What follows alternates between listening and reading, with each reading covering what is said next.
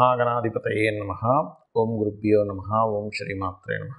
పరమేశ్వర స్వరూపమైనటువంటి జ్యోతిష, వాస్తు మరియు ఇతర అనేకమైనటువంటి శాస్త్రములను మనకు అందించినటువంటి మహర్షులకి నమస్కారం. హయగ్రీవ హయగ్రీవ హయగ్రీవేతి యో వదేత్ తస్య నిస్సరతే వాణి జన్మకన్యా ప్రవాహవత్. అరుణాం కరుణాతరంగితాక్షీం ధృతపాశాంకుశపుష్పబాణచాపాం అనిమాదిభిరావృతాం మయూకైః అహమిత్యేవ విభావయే భవానీం. శ్రీమాత్రే నమః. మనం ఈరోజు చెప్పుకోబోయేటువంటి అంశం ఏమిటి అంటే, ఒక్కొక్క అంశము వల్ల వారు దారిద్ర్యాన్ని అనుభవిస్తూ ఉంటారు. అందులో 12 లగ్నాల వారికి, ఒకవేళ లగ్నం తెలిస్తే లగ్నం నుంచి ఫాలో అవ్వండి, లేనట్లయితే 12 రాసులు తీసుకోండి. లగ్నం తెలియదండి, కొంతమందికి టైమ్ ఆఫ్ బర్త్ నోట్ చేయరు, అలాంటప్పుడు రాసి చూసుకుంటూ ఉంటారు. అటువంటి వారు కూడా ఈ యొక్క అంశంలో, అంటే మీరు ఏ విషయాల జోలికి వెళ్ళడం ద్వారా మీకు దారిద్ర్యం అనేటువంటిది ప్రారంభం అవుతుంది, ఎటువంటి పరిసరాలు మీ చుట్టూ ఉండకూడదు, ఇవి కనుక తెలుసుకోగలిగితే మీకు దారిద్ర్యం అనేటువంటిది మీకు దరిచేరదు. గుర్తుపెట్టుకోండి. ఇది ఒక్కొక్క లగ్నరీత్యా ఉంటుంది, దానికి మంత్రం కూడా ఏం చేసుకోవాలనేటువంటిది ఉంది. ముఖ్యంగా లగ్నము రాశి ఏమీ తెలియని వాళ్ళు కూడా ఏ మంత్రం చేసుకోవాలో కూడా చెప్తాను, దారిద్ర్యం దగ్గరికి చేరకుండా ఉండడానికి. 1 by 1 మనం ఇప్పుడు చెప్పుకుందాం. మకర లగ్నము, మకర రాశి. మకర లగ్న రాశి వారికి ముఖ్యంగా దారిద్ర్యం అనేటువంటిది ఏ రూపంలో వీళ్ళకి కనెక్ట్ అవుతుంది అని చెప్పి చూసుకున్నట్లయితే, ఎక్కువగా వీళ్ళు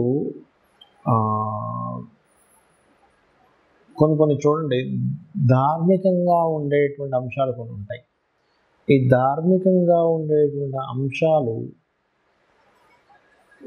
వాటికి స్పెండ్ చేసే టైం ఏదైతే ఉంటుందో, అంటే ఒక్కోసారి చూడండి, కొంతమంది హడావిడిగా ఏదో చేసుకుంటూ వెళ్ళిపోతుంటారు. ఒక పూజ కానివ్వండి, ఇంట్లో పూజ కానివ్వండి, లేకపోతే ఒక హోమంలో అటెండ్ అయినప్పుడు కానివ్వండి, వీరు ఇక్కడ దోషం చేస్తూ ఉంటారు తెలియకుండా. వీళ్ళు ఎప్పుడైతే ఇక్కడ కరెక్ట్గా వీళ్ళు చేసే నిత్య పూజ సంబంధించిన కావచ్చు, లేనట్లయితే ఇంట్లో ఒక ఆబ్దికం ఉండొచ్చు, లేనట్లయితే అంటే వీళ్ళు పాటించే ధర్మాల విషయంలో సరైనటువంటి ధర్మాలు పాటించకపోవడం వల్ల ఇబ్బంది పడుతుంది, దారిద్ర్యం చుట్టుకుంటుందని చెప్తుంది శాస్త్రం. అంటే చిన్న ఉదాహరణ చెప్తాను, అంటే మీకు ఇలా అర్థం కాకపోవచ్చు, సింపుల్గా చెప్పడం వల్ల.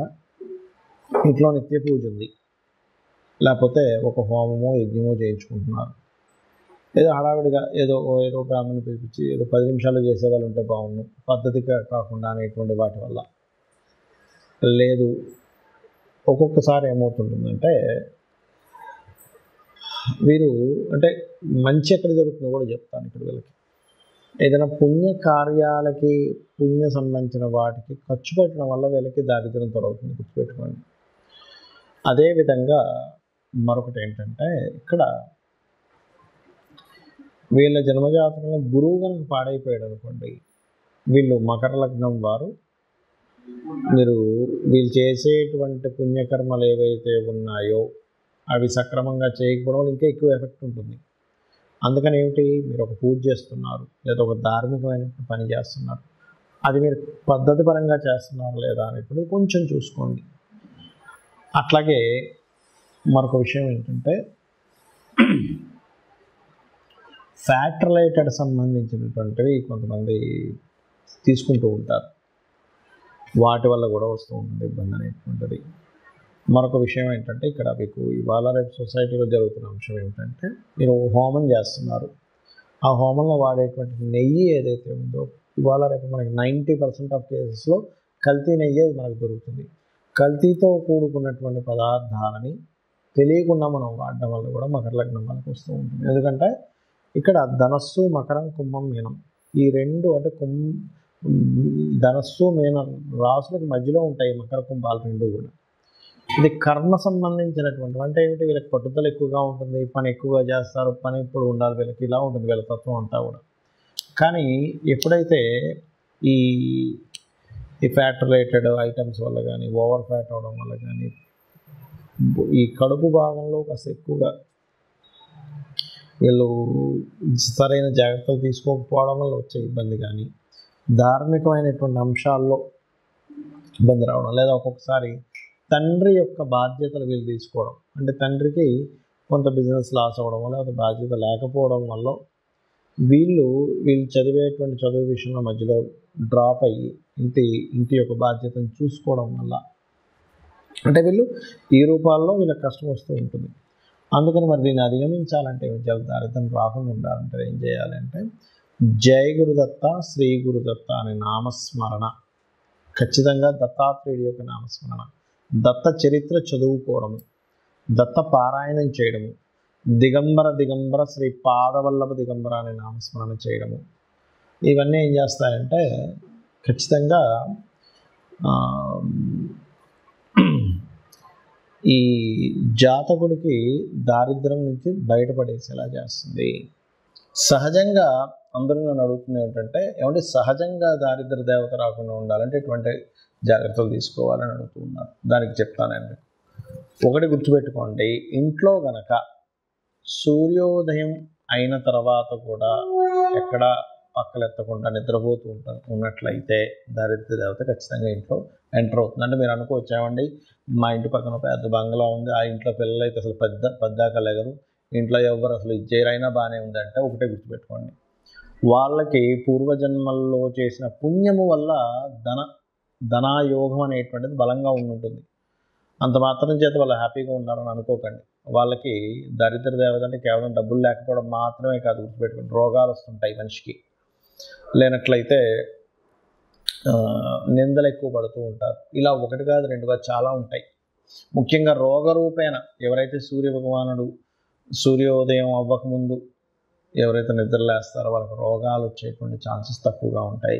సూర్యోదయం అయినా కూడా అలాగే నిద్రపోతుంటే రోగం వచ్చే ఛాన్సెస్ ఎక్కువగా ఉంటుంది. ఎందుకు అంటే ఈ రోగానికి సూర్యుడికి సంబంధం ఉంటుంది.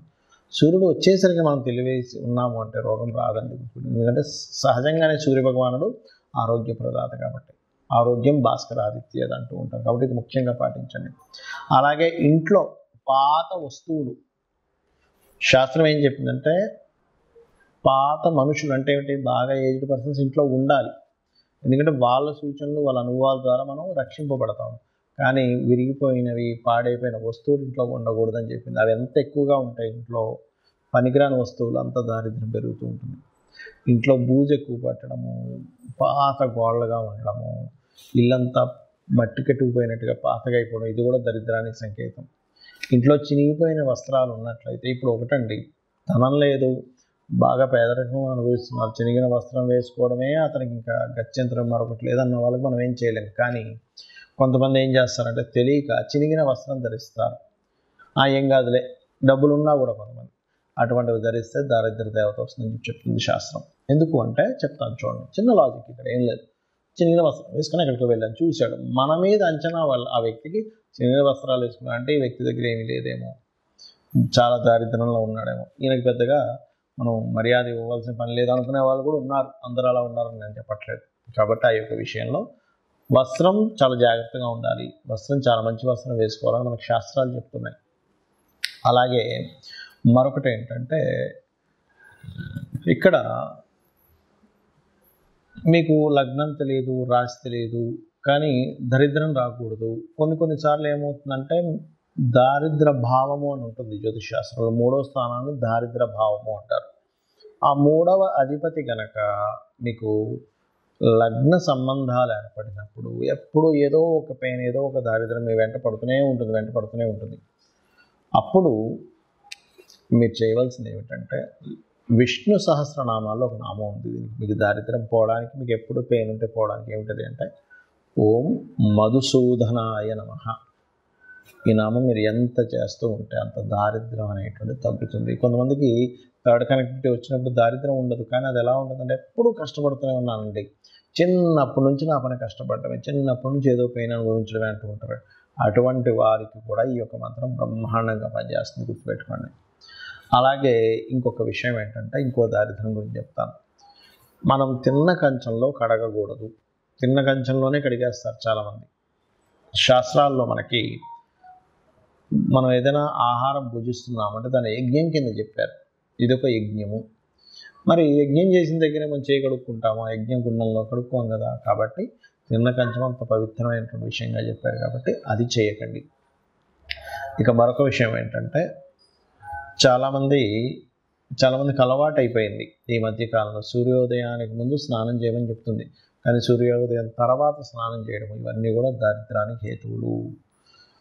మరొక విషయం ఏంటంటే, దీంతోపాటు మీరు చాలామంది చేతిని తల మీద పెట్టుకుంటూ ఉంటారు, తల మీద చేయి పెట్టుకోకూడదని చెప్తూ ఉంటారు. ఎందుకంటే ఇది లక్ష్మీ స్థానంగా చెప్తారు. ఈ లక్ష్మి ఎప్పుడు తలకెక్కకూడదట, తలకెక్కితే దారిద్ర్యం అని చెప్పి మనకి దత్తాత్రేయ చరిత్రలో ఉంటుంది. ఆ యొక్క తన్ని చంపడానికి స్వామివారు ఒక ప్రణాళిక వేస్తారు, దత్తాత్రేయులు వారు వేసి అమ్మవారిని తల మీద పెట్టుకునేలా చేస్తారు. వెంటనే ఆ రాక్షసుడు హతం జరుగుతుంది. కాబట్టి పెట్టుకోకూడదని చెప్తుంది శాస్త్రం. దీనికి మళ్ళీ ఎక్కడెక్కడ చేయి పెట్టుకుంటే మంచిది అనేటువంటి పాదం దగ్గర, మోకాళ్ళ దగ్గర, కాళ్ళ దగ్గర, పొట్ట భాగంలోని, ఈ రకంగా ఈ నుదుటి భాగంలోని ఇక్కడ చేతులు పెట్టుకొని కొన్ని నామాలు, లలితాసహస్రనామాలు చదివితే అదృష్టం కలిసి వస్తుందని చెప్పింది శాస్త్రం. ఎక్కడా కూడా మీరు ఓన్లీ తల మీద పెట్టుకోకుండానే కాకుండా ఎక్కడ ఏ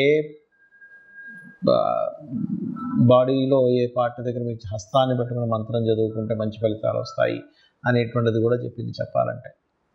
దానికి మళ్ళీ తగ్గట్టుగా దానికి సంబంధించినటువంటి రెమెడీస్ కూడా చెప్పడం జరిగింది.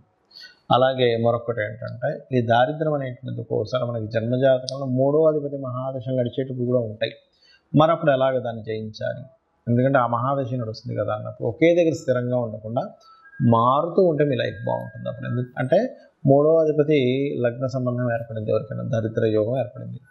అప్పుడు ఆ జాతకుడు ఆ ఉన్న ఊరు నుంచి వేరే ఊరికి వెళ్ళి బ్రతికితే బాగుంటుంది. చాలామంది చూడండి ఊర్లలో ఏదో పని చేసుకుని బతుకుతారు, అసలు ఎదగరు. కానీ అదే వ్యక్తి సిటీకి రాగానే మళ్ళీ బాగుంటుంది. ఎందుకు? ఆ వ్యక్తికి ఉన్న స్థలం నుంచి మారే యోగం ఉంటుంది. అప్పుడు ఆ దోషం అనేటువంటి ఆ రూపంలో పోతుంది. అలాగే మీ ఇంట్లో పాత వస్తువులు, పాత బట్టలు ఎక్కువగా ఉన్నాయి కానీ మీరు వేసుకోవట్లేదు. అలాంటప్పుడు ఆ బట్టలను చక్కగా ఉప్పుని నీటిలో ముంచి తీసేసి ఆరబెట్టిన తర్వాత వాటిని దానంగా ఇచ్చేసేయండి.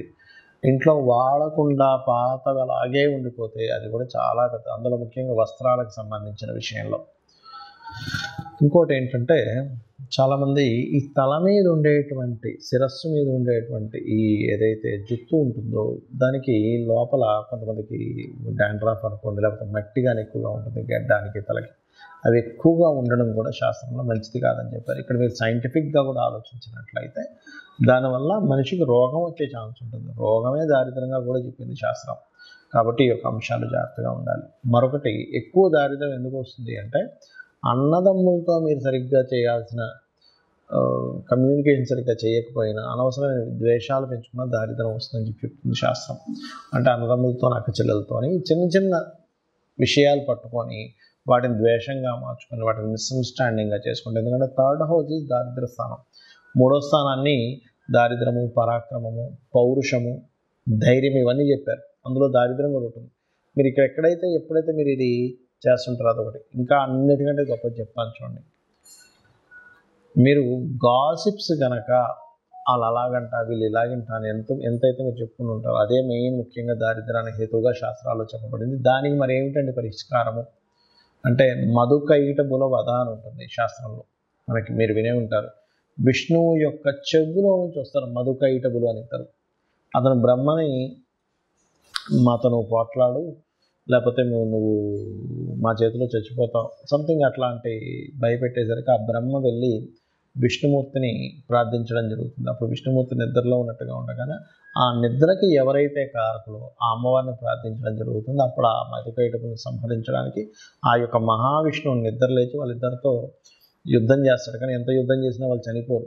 అప్పుడు వాళ్ళు ఏం చేస్తారంటే, కాసేపు రెస్ట్ తీసుకుంటా అన్నప్పుడు ఈ అమ్మవారిని అడుగుతాడు మహావిష్ణువు, తల్లి నేను ఎంత సంహరించినా వీళ్ళు చావట్లేదు, మరి ఎలాగా అంటే ఒక ఉపాయం ఇస్తుంది అమ్మవారు. ఏమిటి ఆ ఉపాయం అంటే, ఇతనే వరం ఇస్తా అంటాడు మధుకైటపుడు విష్ణువు.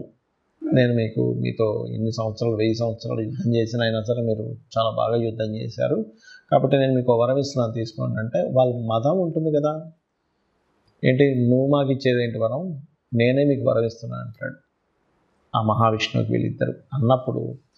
అప్పుడు ఆ మహావిష్ణువు ఏం చేస్తారంటే, సరే మీరు మాట తప్పకూడదంటే సరే మాట తప్పమంటారు. మీరిద్దరూ నా చేతిలో చనిపోవాలని మహావిష్ణువు కోరుకుంటాడు. అప్పుడు వాళ్ళు ఏం చేస్తారంటే, ఓహో అలాగా అయితే చనిపోతాం, కానీ నీరు లేని ప్రదేశంలో మమ్మల్ని చంపాలి అంటారు. కానీ అది మొత్తం నీరే. నీటి మధ్యలో ఇతను శేషపాను పైన ఉంటూ ఆ యొక్క పద్మం నుంచి వచ్చినటువంటి బ్రహ్మగారిని చంపుదాం అనుకున్నారు కదా వీళ్ళు. సరైనప్పుడు ఏం చేస్తారు, అలాగే అని ఇతని శరీరాన్ని పెద్దగా పెంచి అతని తొడల మీద వేసి ఇతన్ని చంపేస్తారు. ఇది మధుకైటబుల వధ ఎవరైతే వింటారో వాళ్ళకి కూడా దారిద్ర నాశనం జరుగుతుంది అని చెప్పి శాస్త్రవచనం. శ్రీమాత్రే నమః.